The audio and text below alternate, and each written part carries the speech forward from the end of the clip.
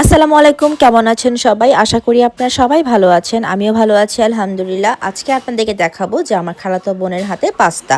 তো কথা না বাড়িয়ে শুরু করা যাক।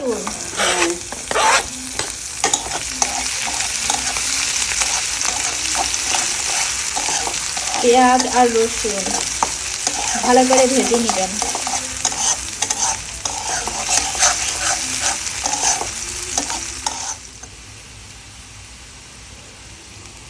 এটার মধ্যে ডিমটা ছেড়ে দিবেন।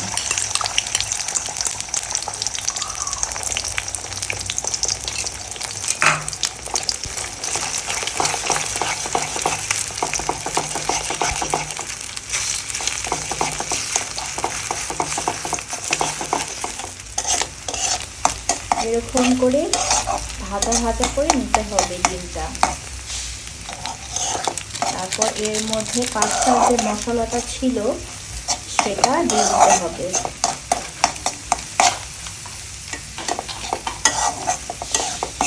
এখন দিলে পানি পানি হবে না? হবে। হ্যাঁ, পানি শুকাই যাবে। তারপর ডিপে রাখা ছিল পেঁয়াজ কলি, সেটা দিয়ে দিয়েছে।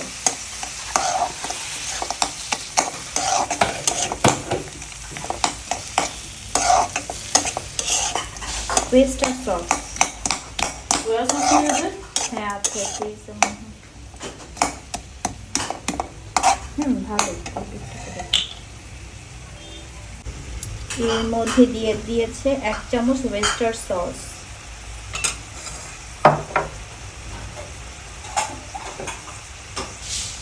তারপর পরিমাণ মতো টমেটো সস।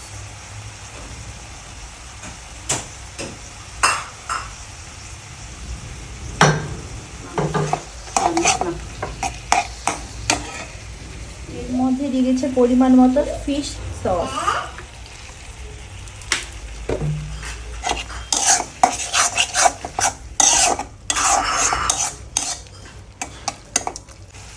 তারপর এর মধ্যে দিচ্ছে পরিমাণ মতো গোলমরিচের গুঁড়া।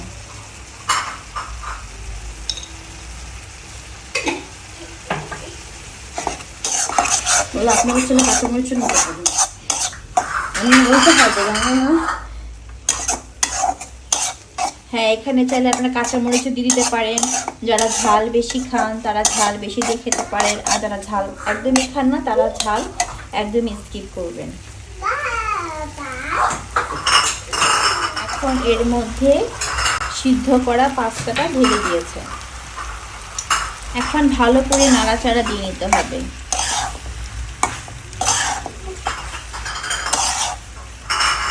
যত কষাবেন অত ভালো হবে পাস্তাটা খেতে। টেস্টটাও পাস্তার অন্যরকম আসবে একদম, যত নাড়াচাড়া করবেন তত চুলায় রাখতে পারবেন আর কি।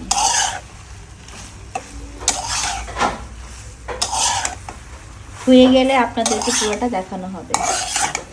অনেক লবণ, মানে বলবো সস দেওয়া হয়েছে তাই একদম পরিমাণ মতো লবণ। হ্যাঁ, স্বাদ অনুযায়ী লবণটা দিয়ে নেবেন।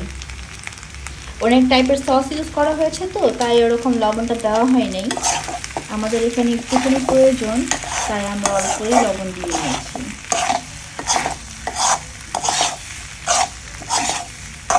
রেখেছিলাম সসেসগুলো, সেগুলো ভেজে নেব উপর দিয়ে দেওয়ার জন্য।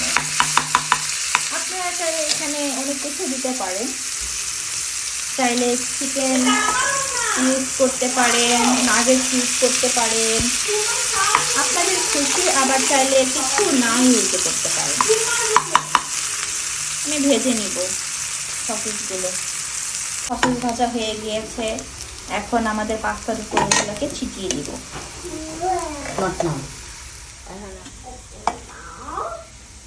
পাস্তা এখন বাটিতে ঢেলে নিচ্ছি।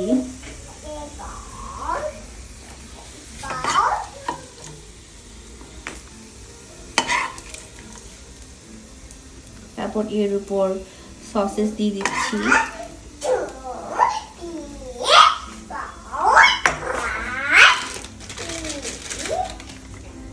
তারপর এর উপরে চিজ দিয়ে দিচ্ছি।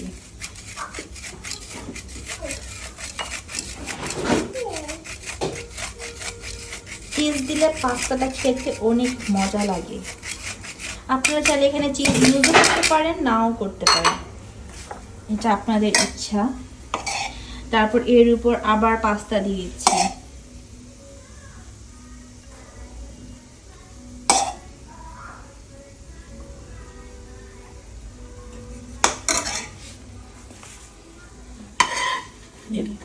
এই বাটিটা আমার, আচ্ছা, তাই তুমি কম পাবা। এই তো আমাদের পাস্তা হয়ে গিয়েছে, টেস্টি টেস্টি। আর একটু দিই। আপনারা চাইলে এভাবে করে পাস্তা বানিয়ে খেতে পারেন, খুব সহজে বানিয়ে ফেলতে পারবেন পাস্তা। তারপর আমরা এটাকে 1 মিনিটের মতো ওভেনে দিব। আমরা অ্যাকচুয়ালি বেক পাস্তা তৈরি করেছি, তাই আমরা চিজ দিয়ে 1 মিনিটের মতো ওভেনে দিয়ে নেব, তারপরে আমাদের হয়ে যাবে বেকড পাস্তা।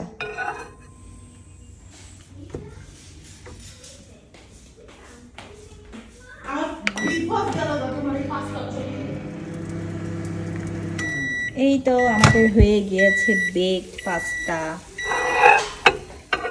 ফাইনালি আমাদের বেকড পাস্তা রেডি। তো আমার কাজিন কেমন পাস্তা রান্না করেছে অবশ্যই কমেন্ট করে জানাবেন। যদি আমার ভিডিওগুলো আপনাদের কাছে ভালো লেগে থাকে, লাইক কমেন্ট শেয়ার করতে ভুলবেন না। ভালো থাকবেন, সুস্থ থাকবেন, আল্লাহ হাফেজ।